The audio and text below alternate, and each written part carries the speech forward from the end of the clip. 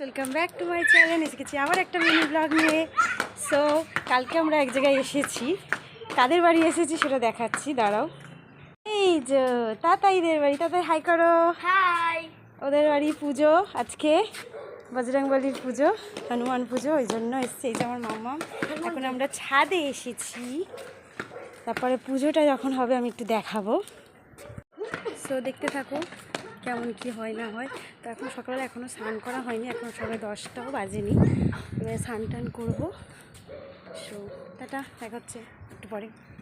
আর এখন আমি সকালের টিফিন করতে বসে গেছি, রুটি আর আলুর তরকারি, যেহেতু নিরামিষ হনুমানজির পুজো। সো আমি এখানে রুটি আর তরকারি কিনেছি। প্রথমে ভেবেছিলাম উপোস করবো, তারপরে পরের দিন আবার ষষ্ঠীর ব্রত আছে, তো 2 দিন পর পর উপোস পারবো না করতে, তাই করিনি আর। তাই এখানে আমার কাকি শাশুড়ি, ওই যে মানে যার মেয়ের বাড়ি এসেছি, তো কাকি এখানে পুজোর জোগাড়জাতি শুরু করে দিয়েছে। সকাল সকাল তাড়াতাড়ি স্নান টান করে নিয়ে এখানে পুজোর জোগাড় চলছে। কাকিই পুজোর সব জোগাড়জাতি করেছে। এই যে হনুমানজি বসে আছে এখানে, মানে আমার এই ননদটা হনুমানজিকে খুব মানে, বজরংবলীকে।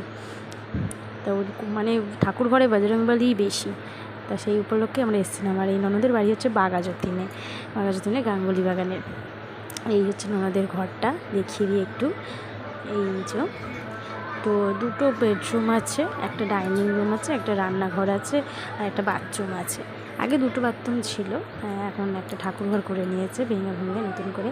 এখানে আমার মামারা খুব দুষ্টুমি করছিল। আর এখানে পুজো শুরু হয়ে গেছে, মানে এখনও শুরু হয়নি, মানে আমি জাস্ট দেখাচ্ছিলাম মানে কত সুন্দর করে সাজিয়েছে কাকি, তো সেটাই।